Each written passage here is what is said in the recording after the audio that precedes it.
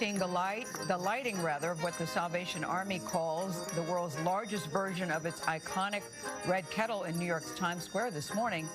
This is Giving Tuesday, and many of the nonprofits are being forced to change how they raise their funds during this pandemic. Now, traditionally, as you know, the Salvation Army collects donations at 25,000 Red Kettles across the country, but the organization anticipates a huge decrease in traffic this year for obvious reasons. So Jamie Yuka shows us how it's adapting. It's the sound of the holiday season. Thank you so much. Volunteer bell ringers have collected donations at the Salvation Army's iconic Red Kettles for decades. But this 130-year-old holiday tradition is now facing an unprecedented challenge as the pandemic is prompting many shoppers to stay home. We work with a lot of organizations. Commissioner Ken Hodder is the national commander of the Salvation Army. In terms of fundraising, we anticipate about a 50% drop. What does that mean in terms of dollars? Last year, the Christmas Kettle campaign raised $126 million across the country. So we're looking at a decline of about $60 million. At the same time, the organization, which helps feed and house those in need, is seeing an increase in demand. It serves more than 23 million Americans each year and expects to help an additional 6.5 million people this holiday season.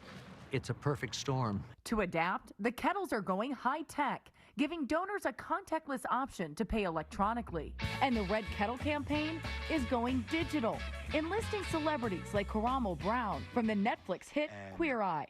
I didn't really expect to have this moment with you, and you were such an amazing man.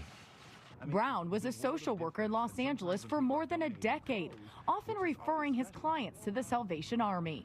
He also understands the pressure of struggling families during the holidays. I'm a single father, and even though I worked in social services, we don't make a lot of money. But I remember times where I had to choose between a bill and giving my child a gift.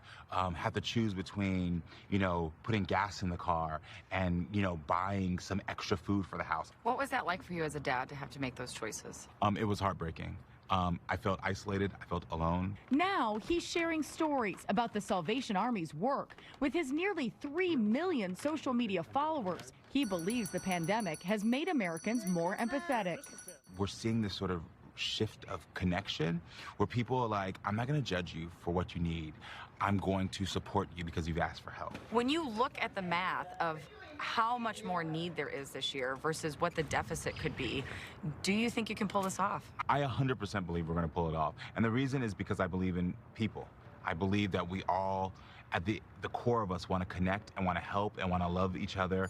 It's a new call to action with a familiar